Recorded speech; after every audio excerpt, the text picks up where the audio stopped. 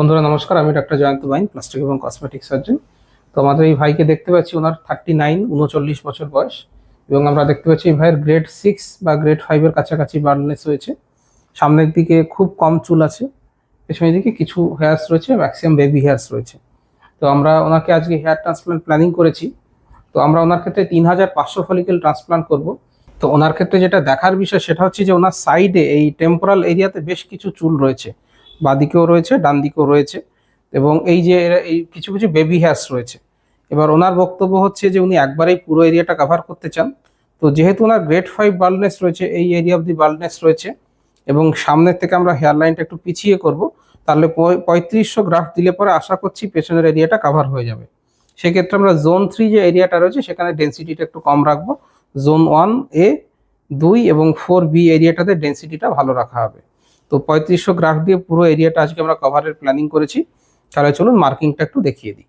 তো এইটা হচ্ছে ন্যাজিয়ান, যেখানে মহিলারা টিপ পরে থাকেন, এটা ন্যাজিয়ান। তার থেকে 4 আঙুল উপরে যাওয়া উচিত, এবং আমরা দেখতে পাচ্ছি তার নিচেও একটা দুটো চুল রয়েছে, এগুলো ওনার পুরনো চুল। হ্যাঁ, কিন্তু আমরা 4 আঙুল ওপরে যাব। 4 আঙুল ওপরে গেলে দেখুন এই জায়গাটাতে, এই জায়গাটাতে ওনার আসছে যে কাটা দাগ রয়েছে, তার ওপর থেকেই জাস্ট হেয়ার লাইনটা শুরু হচ্ছে। এবং আমরা যদি খুব সামনের দিকে হেয়ার লাইন নিয়ে আসি তাহলে এরিয়াটা বেড়ে যাবে, তাহলে একদিনে এতটা এরিয়া কভার করা পসিবল হবে না। এবং ওনার যেহেতু 40-র কাছাকাছি, 40-এর কাছাকাছি বয়স চলে এসছে, আমরা একটা ম্যাচিওর লুক দিতে চাইবো। একদম খুব সামনের দিকে চুল নিয়ে আসলে পরে সেটা দেখতে বাচ্চাদের মতো দেখতে লাগে, সেটা দরকার নেই। তো এটা হচ্ছে টেম্পোরাল অ্যাঙ্গেল বা টেম্পোরাল ট্রায়াঙ্গেল, যাই বলুন না কেন। এবং আমরা এই চুলের যে মার্কিংটা করছি, এই যে টেম্পোরাল অ্যাঙ্গেলটা যেখানে শুরু হয়েছে সেইটার সঙ্গে আমরা ফ্রন্টাল পয়েন্টটাকে জুড়ে দেবো, তাহলে আমাদের ফ্রন্টাল হেয়ার লাইনটা তৈরি হবে। এটা হচ্ছে ফ্রন্টাল হেয়ার লাইন। আমরা কিছু কিছু চুল ওনার ফ্রন্টাল হেয়ার লাইনে এখনো দেখতে পাচ্ছি যে কিছু কিছু চুল রয়েছে, কিন্তু এত নিচে অবধি ওনার অ্যাকচুয়ালি ছিল চুল। আমরা প্রায় 1 সেন্টিমিটার মতো পিছিয়ে গেলাম টেকনিক্যাল কারণে, কারণ এইটা এগিয়ে নিয়ে আসলে পরে পুরো এরিয়াটা একদিনে করা যাবে না। এবার আমরা জোন 1টা মার্কিং করব। এটা হচ্ছে জোন 1। এই এরিয়া থেকে সব থেকে বেশি গ্রাফট দেওয়া হবে, অ্যারাউন্ড 1400 ফলিকেল আমরা জোন 1-এ দেবো।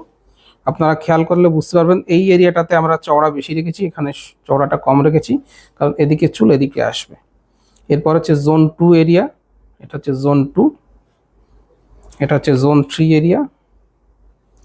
জোন 3 এরিয়াতে আমরা কম্পারেটিভলি কম গ্রাফট দেবো। এবং জোন 4 এরিয়া, জোন 4 এরিয়াতে ওনাকে আমরা আবারও ফুল ডেন্সিটি দেবো।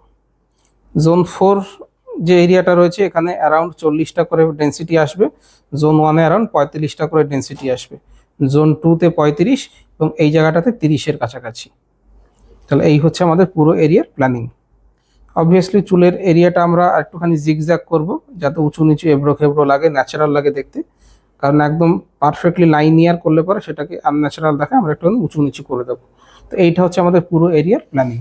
জোন 1, 2, 3, 4 এখানে আমরা অ্যারাউন্ড 1200 ফলিকেল দেবো। বাকি যে 3500 ফলিকেল থাকছে তার মধ্যে এই এরিয়াটাতে 1000 ফলিকেল চলে যাবে, তাহলে 1200 এবং 1000 চলে গেল 2200 ফলিকেল। বাকি যে 1300 ফলিকেল থাকছে সেই 1300 ফলিকেল আমরা দুটো এরিয়াতে ভাগ করে দেবো। হেয়ার ট্রান্সপ্লান্টের বিভিন্ন রকমের টেকনিক আছে, FUT, FUE। উনি টি টেকনিকটায় ভয় পাচ্ছেন সেলাই করে করার জন্য। আমরা সেলাই করে করব না, আমরা যেটা এক্সট্রাকশন টেকনিক সেই টেকনিকে করব। মাথার পেছন থেকে আমরা অ্যারাউন্ড 2500 ফলিকেল নিয়ে নেবো, 2500 থেকে 2800 ফলিকেল আমরা নিয়ে নেবো, এবং দাড়ির এরিয়া থেকে অ্যারাউন্ড 500 থেকে 700 ফলিকেল নেওয়া হবে। সব মিলিয়ে পুরো এরিয়াটা আজকে আমাদের কভার করার টার্গেট রয়েছে। এবং ইউজুয়ালি আমি পেশেন্টদেরকে যারা আর একটুখানি হেয়ার লাইন সামনে চান তাদেরকে বলি 2 দফাতে করতে, কিন্তু ওনার যেহেতু কিছু বাধ্যবাধকতা রয়েছে, উনি একবারেই যতটা কম এরিয়া দিয়ে কভার করা যায় সেটা উনি টার্গেট করেছেন। হেয়ার ট্রান্সপ্লান্টের রেজাল্ট বিভিন্ন বিষয়ের উপরে ডিপেন্ড করে, তার মধ্যে অন্যতম হচ্ছে যে চুলগুলো কতটা ম্যাচিওর। যেহেতু ওনার যেগুলো ট্রান্সপ্লান্টেবল, যেগুলো পড়ার মতো যে চুল, সেই চুলগুলো যেহেতু পড়ে গেছে, আমরা ধরে নেব পেছনের চুলগুলো পার্মানেন্ট চুল। সুতরাং এই চুল যখন ট্রান্সপ্লান্ট করবো ভালো রেজাল্ট আসবে। তাছাড়া দাড়ি থেকে নিলে পরে দাড়ির গ্রাফগুলোর গ্রোথটাও কিন্তু ভালো আসে, কারণ দাড়ির উপরে হরমোনের পজিটিভ এফেক্ট থাকে, নেগেটিভ এফেক্ট নয়। এবং আর একটা ব্যাপার হচ্ছে যে কতটা সুন্দরভাবে রেফিনেটলি করা হলো, টেম্পারেচার মেনটেন করা হচ্ছে কিনা, পোস্ট অপারেটিভ ওষুধপত্র ঠিকঠাক মতো নিচ্ছেন কিনা। এবং দেখা গেছে কোনো কোনো পেশেন্টের রেজাল্ট সত্যিই ভালো আসে, কারো কারো ক্ষেত্রে সমস্ত জিনিস ঠিক করার পরেও অতটা ভালো আসে না। এটা একটা পার্সোনালাইজড বিষয় থাকে। তো আমরা চেষ্টা করবো যাতে ওনার বেস্ট পসিবল রেজাল্ট হয়। ওনার ফার্দার কেমন রেজাল্ট হচ্ছে সেটাও আমরা ভিডিও ডেফিনেটলি পোস্ট করব।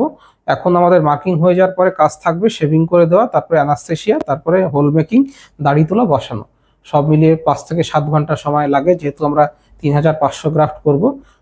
2 ঘন্টা করে যদি আমরা ধরি, সেক্ষেত্রে 7 আওয়ার্সের কাছাকাছি সার্জারি টাইম লাগবে। সার্জারি কিভাবে করছি, সার্জারির পরে কিভাবে পরিচর্যা করবেন, 1 মাস, 3 মাস, 6 মাস, 1 বছর পরে কেমন দেখায়, ফার্স্ট স্টেজ বা সেকেন্ড স্টেজ যাদের করছি তাদের সেকেন্ড স্টেজের সময় কেমন রেজাল্ট আসে, এগুলো নিয়ে আমার ইউটিউবে অনেক ভিডিও রয়েছে, সেগুলো আপনারা দেখতে পারেন। কমেন্ট করবেন, আমি প্রত্যেকটা কমেন্টে উত্তর দিই। বা যদি আপনাদের এরকম সমস্যা থাকে আমাকে ফটো পাঠিয়ে দেবেন, আমি দেখে কোন গ্রেডের বার্নলেস, কতগুলো গ্রাফট লাগবে, কত খরচ হবে, সমস্ত ডিটেলস বলে দেবো।